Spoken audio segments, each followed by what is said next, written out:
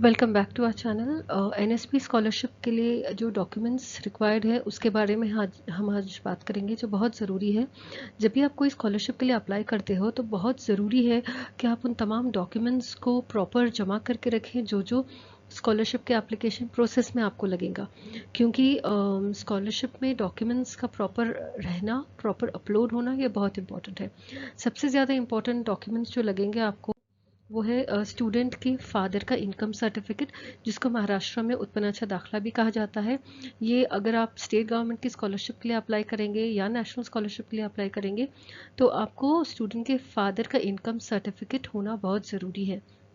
Second, student का आधार card चाहिए, और स्टूडेंट का आधार कार्ड जो है स्टूडेंट के अपडेटेड होना चाहिए।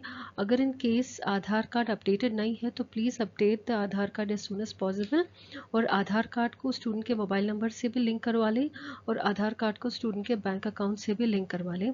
और दूसरा डॉक्यूमेंट जो है वो है स्टूडेंट का नेशनलाइज्ड बैंक अकाउंट का पासबुक। अब यहाँ पे जब बैंक अकाउंट ओपन करवाना है आपको स्टूडेंट्स का, वो कोई नेशनलाइज्ड बैंक में ही होना बहुत ज़रूरी है। अगर आप कोई दूसरे बैंक्स में ओपन करेंगे तो प्रोसेस थोड़ा स्लो हो जाता है। बेटर यही है that you open your account in any nationalised bank. और अगर स्टूडेंट माइनर है तो वो अपना अकाउंट जो है जॉइंटली अपने मदर या फादर के साथ ओपन कर सकता है। फिर अगला डॉक्यूमेंट जो है वो स्टूडेंट के मार्कशीट्स के ज़ेरॉक्स हैं, जो एसएससी ऑनवर्ड्स के सारे मार्कशीट्स चाहिए। अगर स्टूडेंट 12th में है या अंडर ग्रेजुएट में है या मास्टर्स में है तो उसको 10th ऑनवर्ड्स के सारे मार्कशीट्स के ज़ेरॉक्स लगेंगे।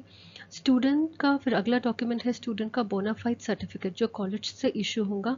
अब कुछ स्कॉलरशिप स्कीम्स में ऐसा है कि वो फॉर्म भरते वक्त ही एक बोनाफाइड सर्टिफिकेट उसी दौरान उनको डाउनलोड करना है, जिस पे स्टूडेंट की फ़ोटो वगैरह आती है। फिर उसी पे कॉलेज का साइन और स्टैंप लेके फिर वही डॉक्यूमेंट को अपलोड करना है। बाकी के कुछ स्कीम्स के लिए आप कॉलेज से इशू किया हुआ बोनाफाइड सर्टिफिकेट भी अपलोड कर सकते हैं। फिर अगला डॉक्यूमेंट है कॉलेज की फ़ीस रसीद ज़ेरॉक्स।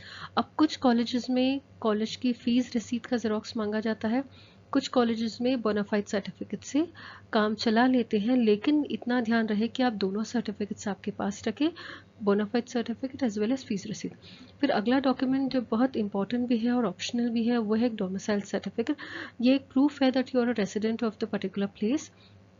अब यहाँ पे 11th और 12th के बच्चों के लिए ये नहीं लगेगा, लेकिन अगर आप कोई प्रोफेशनल कोर्स कर रहे हो, अगर आप कोई ग्रेजुएशन जैसे बीसीए बीसीएस कर रहे हो और कुछ स्कीम्स के लिए आपको अप्लाई करना है तो domicile certificate is very important. फिर एक और डॉक्यूमेंट जो कभी कभार मांगा जाता है वो है लिविंग सर्टिफिकेट का ज़ेरॉक्स।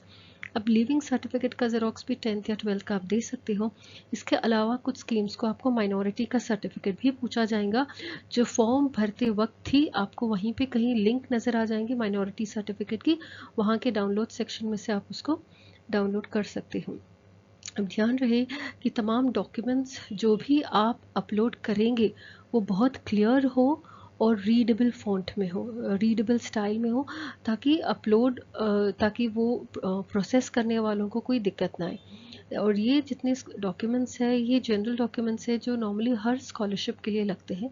अब एनएसपी के लिए जो अप्लाई करने वाले हैं इसमें काफ़ी सारे डॉक्यूमेंट्स हैं जो एनएसपी में भी लगेंगे। इसके साथ साथ हमको स्टूडेंट का एक फ़ोटो भी चाहिए, और इतने डॉक्यूमेंट्स आप तमाम बच्चों से रिक्वेस्ट है कि आप ये सारे डॉक्यूमेंट्स रेडी कर लें।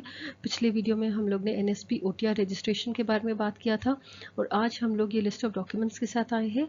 आगे भी हम ऐसे कई वीडियोस लेके आएंगे जिसमें आपको स्कॉलरशिप की मालूमात देते जाएंगे। तो please subscribe to our channel और बने रहिए हमारे साथ आगे की वीडियोज़ में, ताकि जितनी नॉलेज हम शेयर कर सके आप लोग उसका फ़ायदा लें और उसको आगे तक पहुँचाएँ।